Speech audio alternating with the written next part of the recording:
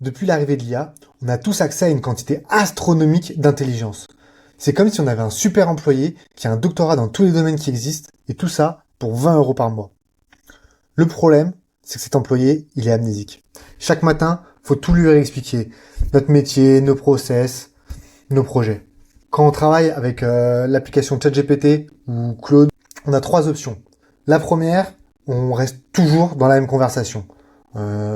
On a commencé à mettre notre contexte, on a commencé à parler de notre projet, on a commencé à donner des informations sur notre entreprise à l'IA, et donc on n'a pas envie de repartir à zéro dans une nouvelle conversation. Le problème, c'est que l'IA, elle a une fenêtre de contexte qui est limitée. Elle peut pas avoir autant d'informations. Au bout d'un certain moment, si on continue de lui ajouter des informations, on continue de discuter avec elle, on continue d'avoir des questions et des réponses, le texte qu'elle a, il va déborder de sa fenêtre de contexte. Et pour qu'elle puisse continuer, ce qu'elle va faire, c'est qu'elle va venir compacter l'information. Donc à ce moment-là, elle va supprimer des morceaux, elle va faire des résumés. Et en fait, ça nous échappe un petit peu ce qu'elle garde, ce qu'elle enlève. On n'a pas le contrôle dessus. Aussi, quand la fenêtre de contexte elle est pleine, et ben chaque micro-bride d'information à l'intérieur de ce contexte, il est dilué, et donc il a moins d'impact. L'IA, elle va avoir plus de tendance à halluciner et à tourner en boucle. On lui dit quelque chose, on part sur une nouvelle piste, elle revient sur l'ancienne piste. Tout ça, c'est des problèmes que l'IA, elle a trop de contexte, trop de bruit dans son contexte. Donc, on peut repartir à zéro, mais le problème, c'est que là, faut tout réexpliquer. Alors, on avait fait on avait avancé sur un projet, le contexte, il est plein, va falloir tout lui réexpliquer là où on en est. Et il y a une troisième solution. En fait, là, tu passes par un projet, donc dans ChatGPT, dans Claude et dans les autres, tu peux créer des projets et dans lesquels tu viens ajouter tes fichiers de contexte. Ici, le problème, c'est qu'à chaque nouvelle conversation qui va être ouverte dans ce projet, et ben directement tout le contexte va lui être ajouté. Et donc, si on a rempli de manière exhaustive le contexte, et ben à chaque nouvelle conversation sur n'importe quelle tâche qu'on veut faire, tout le contexte va être chargé. Donc, aucune de ces solutions n'est viable. Et le problème, donc, c'est pas l'IA, c'est là où vit ton contexte. L'IA, toutes les IA aujourd'hui, elles sont super intelligentes, que ce soit Claude, ChatGPT, même Mistral, honnêtement. Mais la clé, ça devient le contexte. Le contexte, c'est vraiment ce qui est propre à nous, notre entreprise, nos projets, nos clients, nos processus. Donc aujourd'hui, quand on travaille avec Claude, dans Claude ou dans ChatGPT, eh ben, on est à l'intérieur de leur application. On crée nos projets, on crée nos conversations dans l'application. Et par exemple, typiquement, on travaille avec ChatGPT, on va vouloir un petit peu utiliser une autre IA pour avoir un autre avis. Ben, on va tout falloir dupliquer. On va devoir aller copier les textes, copier les fichiers dans l'autre IA qu'on va utiliser. Notre contexte, il vit dans l'IA. Le système que je recommande, c'est de ne plus se baser sur les applications IA comme socle, mais plutôt d'utiliser le contexte comme socle. Et donc en fait, de se créer un contexte dans lequel on va venir brancher une IA.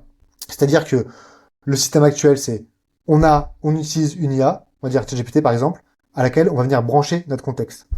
Et ben moi, ma manière de travailler, c'est l'inverse, c'est de d'abord construire mon contexte, ensuite sur lequel je vais venir brancher une IA. Le contexte, il devient vraiment le roi, c'est la pièce centrale, c'est ça qui va faire que l'IA, elle fonctionne bien, qu'elle a des résultats de qualité, et qu'on peut compter sur elle pour produire des livrables. Et le modèle IA derrière, bah, ça devient une commodité en fait. Tous les modèles sont bons aujourd'hui, américains, européens, même et chinois aussi sont très très bons. Donc, bâtir son système sur son contexte plutôt que sur une IA, ça fait que tu es maître de ton contexte, tu sais comment il est rangé, tu sais à tout moment ce que l'IA elle a comme information, et aussi tu es libre. Demain tu veux changer de d'IA, t'es plus d'accord avec ce que fait ChatGPT ou ils ont augmenté leur prix du jour au lendemain, et ben tu peux aller sur une autre IA sans aucun problème. T'es souverain. La question est où vit ce contexte? Pour moi, de manière très simple, en fait, il est directement sur mon ordinateur. Ça va être une arborescence de dossiers et de fichiers à l'intérieur de ce dossier, donc des fichiers texte tout simples, qui sont dans des dossiers. Et application, donc dans ce cas-là, moi je vais utiliser l'application Obsidian, mais il y en a d'autres. Et cette application, la seule chose qu'elle va faire, c'est venir lire mes fichiers de contexte. Je vais vous faire une démonstration après. Donc demain, Obsidian, il ferme, ou l'application elle devient payante, parce que là c'est gratuit. Et ben moi j'ai toujours accès à mes fichiers de contexte sur mon ordinateur.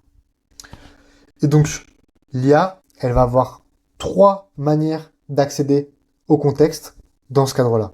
Donc on va ouvrir l'IA dans notre dossier de travail. De base, elle va chaque fois qu'on va ouvrir une nouvelle conversation, elle va charger un index qui va référencer tous nos fichiers. Comme ça, elle va savoir où sont nos fichiers sans les lire. Parce que si elle lisait tous les fichiers d'un coup, bah, automatiquement, on viendrait remplir tout le contexte. Donc, elle va juste lire au démarrage de l'index pour savoir si sur une certaine tâche, elle aura besoin d'aller lire un fichier pour avoir de l'information plus pertinente. Ensuite, la seconde manière, ça va être à travers les skills.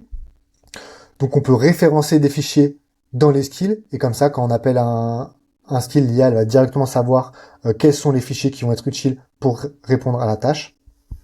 Et enfin, la troisième manière, c'est tout simplement venir cliquer et déposer le fichier ou le dossier qu'on veut donner comme référence à l'IA.